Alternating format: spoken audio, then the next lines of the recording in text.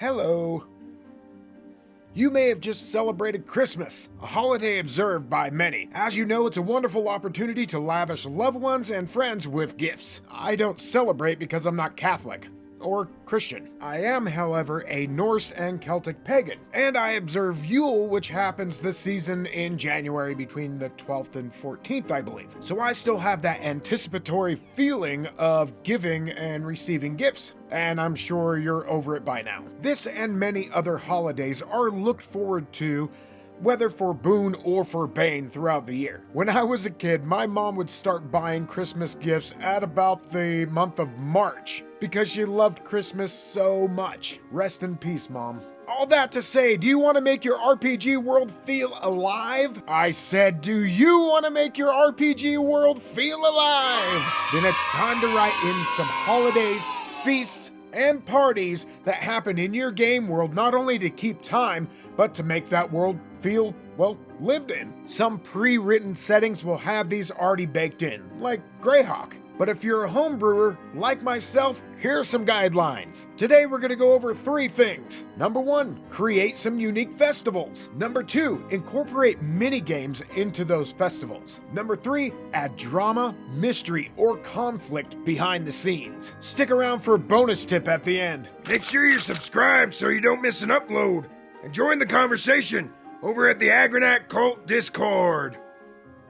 Number 1, create unique festivals. I have an ever-expanding list of holidays and festivals that I am developing for my West Marches style campaign setting, affectionately called Castle Agranak. I'm going to eventually have a supplement for this campaign setting, but until then you can watch how I develop this West Marches style campaign setting in the card right up here. What sort of things? Jousting tournaments, harvest celebrations, birth of the princess observances, midwinter celebrations, holidays dedicated to sacrifices to the gods of the world, and so many more. Start small and then expand. If you have a world that has 4 seasons, then you already have 4 great holidays that you can celebrate. Winter solstice, spring equinox, summer solstice, and the autumnal equinox. So there you have it. There's 4 festivals already baked into your world. Use our own real-world holidays and just expand on them or tweak them. The month of February in my game world is called Brea's Bosom. And on the 15th of that month, there is a festival called Lover's Night, which is akin to Valentine's Day in our own world. You can even put your own twist on it. Make it like Lupercalia,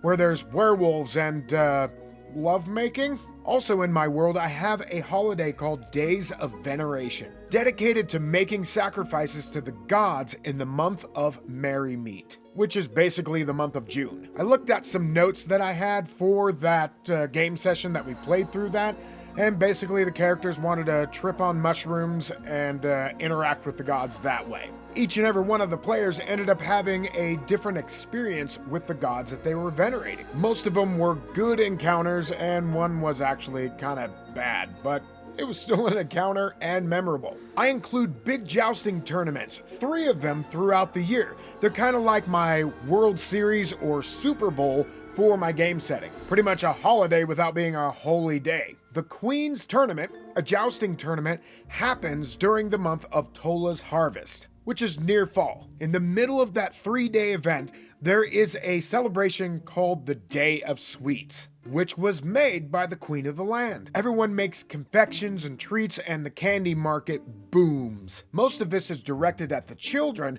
but the adults imbibe as well. I mean, who doesn't like fudge flies?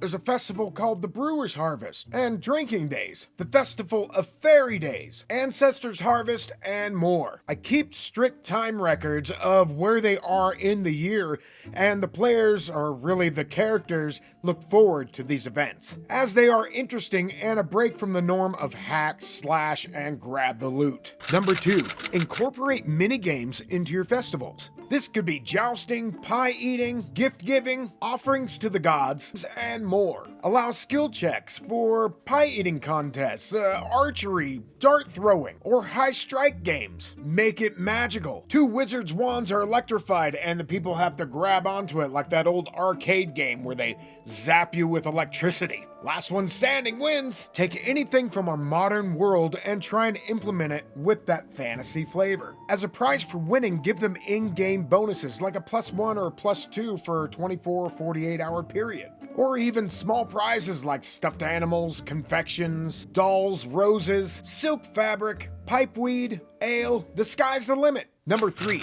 add drama, mystery, or conflict behind the scenes. A few days before the Day of Sweets, there was a sugar supplier that had gone missing. The mayor came to the characters and asked them to help. Obviously, the drama was go and find the sugar supplier or the Day of Sweets will be ruined. So the characters went. The party had this mini quest to go on, and they were able to slay some goblins and orcs or whatever I threw at them, some bandits at the time. It was a quick scenario, but it satiated the appetite of those that were antsy to throw some dice and kill something. And the treasure just happened to be sugar. It was some drama in an otherwise benign event. Alright, bonus tip. Highlight NPC interactions and relationships. Without NPCs, the festivals and holidays are just really bland, so lean into them. Is there a love interest with a PC inside the town? Lean into it. Are there gifts that could be given by maybe the local blacksmith that the characters have been interacting with? Have the town bum, priest, wizard, or witch give the characters a good omen or a bad one. Create drama. Turn a foreboding festival that is meant to appease the gods into a blessing for the characters, if not the whole town. Or a good, benign festival into something that is dark and dreary. Is the town celebrating the birth of the princess? Have that young, unwed princess dress up like a commoner and intermingle specifically with the PCs. Maybe her father or mother, the king or queen, is actually a tyrant and she just wants to be a normal person, running away from her duties and wants to hang out with the PCs. Remember, the PCs are the focus of the story, so make sure that they're involved in these cool events that are happening. What did I miss? Leave it in the comments. What holidays, events, or festivals have you had in your games? Tell me about it down below. Thanks for stopping by Agranak Studios today, and we'll see you on the next one. Later. This video was brought to you by the generous support of our patrons. Consider becoming a patron so you can help us make more content like this. Or get yourself a t-shirt below. Later. Alright, do this and do that and do this and do that. And watch this video.